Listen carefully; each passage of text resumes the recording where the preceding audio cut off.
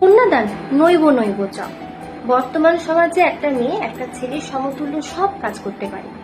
একটা মেয়ে যেমন সংসার সামলাতে পারে, সেরকম দশভুজার মতো বাহিরটাকেও সামলাতে পারে। একটা মেয়ে কিন্তু ছেলের কোনো অংশে কম নয়। তাই মেয়েদের বিয়েতে কেন দান করা হয় ভেবে দেখেছেন? কেন তার গোত্র পদবি সবটা পরিবর্তন করতে হয়? একটা ছেলেকে কি তার বাবা দান করছে, না তার গোত্র বা পদবি কোনোটা পরিবর্তন হচ্ছে? কোনোটাই হচ্ছে না। তাই যদি কন্যাদান হয়ে থাকে, তাহলে পুত্রদানও শুরু করা হোক। ছেলের পদবীও পরিবর্তন হোক, গোত্র পরিবর্তন হোক। শুধু মেয়ের ক্ষেত্রে কেন এত জোর জুলুম বলুন তো? আগেকার যুগে মেয়েরা প্রতিষ্ঠিত হতো না, তখন বাবারা কন্যার দায় ভেবে কন্যাকে দান করতো। কিন্তু এখন তো সমাজ পাল্টেছে, প্রত্যেকটা মেয়ে শিক্ষিত। কেন এখন সেই প্রথাকে আমরা বহন করে চলবো?